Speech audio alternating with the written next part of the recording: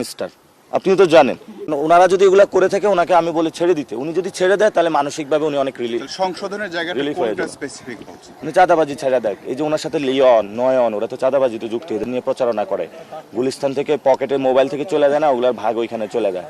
যে ব্যবসায়ীরা যে গুলিস্তানে ব্যবসা করে মতিঝিলে, এগুলো অনেক জায়গা থেকে চাঁদা উঠে, ওগুলো নিয়ে মির্জা আব্বাস হলো গুন্ডা বাহিনী পালে, এগুলা দিয়ে হলো নির্বাচনে সে কাজ মেনটেন করে। ঢাকা ৮ হচ্ছে সবচেয়ে ভাইব্রেন্ট মানে ক্যাম্পেইন স্ট্র্যাটেজির দিক থেকে ধরলেও এখন আপনার স্ট্যাটাসটা কি দাঁড়াচ্ছে? কয়েকটা দিন আছে যে আপনি কোন অবস্থায় আছেন বর্তমানে? আমি ভোটারদের কাছে যাচ্ছি, আমি তো বলতে পারবো না যে আমি ইলেকশনে জয়ী হব, এটা মির্জা আব্বাসও বলতে পারবেন না উনি ইলেকশনে জয়ী হবে, যদিও উনি মাঝে মধ্যে বলার চেষ্টা করেন। তো আবার যখন ফিল্ডে নামেন তখন অবস্থা ব্যাগতিক দেখে আবার বাসায় চলে যায়, চিন্তা করেন যে না এটা তো ভোটাররা বলবে। তো যারা ভোট দিবে তারা এবার সিদ্ধান্ত নিবে। তো আমরা আশা করব যে আমার বিরুদ্ধে এমন কোনো জায়গা হয় না হেনস্থ করা, আমাকে ছোট বেয়াদব বলা, সব কিছু করা হয়েছে, হেনস্থা করা হয়েছে। মানসিকভাবে আমি 1 সেকেন্ডের জন্য ভেঙে পড়ি নাই। কেন ভেঙে পড়েন নাই? কারণ আমার কাছে যেটা মনে হয়েছে আমাদের ফাইটটা মাত্র শুরু হয়েছে। সংসদে গেলেও ফাইট হবে, বাইরে থাকলেও ফাইট হবে।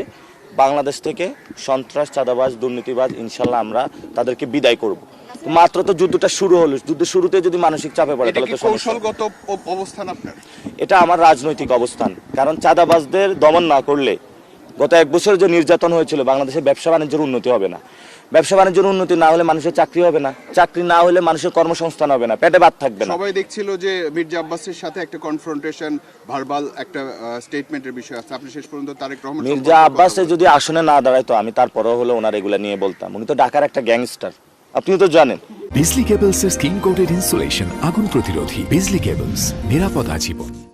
দুনিয়ার সব ঢাকাতে আকাম কুকাম করে বেড়ায়, সন্ত্রাসী কাজ করে বেড়ায়।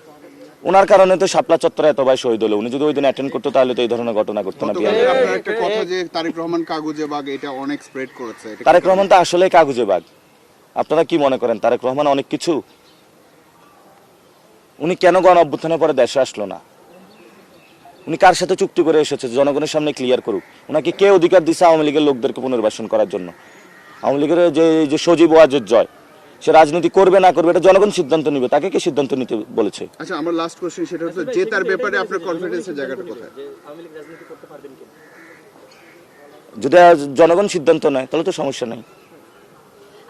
এমন অবস্থা লেভেল প্লেইং ফিল্ড কেমন দেখছেন? আর এই লেভেল প্লেইং ফিল্ডে নাই, এটা হলো বিএনপি ফিল্ড। আমরা বিএনপি ফিল্ডে খেলতেছি, কতক্ষণ অ্যাটাক হই, মারা পড়ি, আবার উঠি, আবারই দাঁড়াই, কিন্তু তাদের সাথে আমরা যুদ্ধ থামাবো না। কেন? এটা অসম যুদ্ধ। মির্জা আব্বাস পাওয়ার জন্য করছেন এবং এগুলো আসলে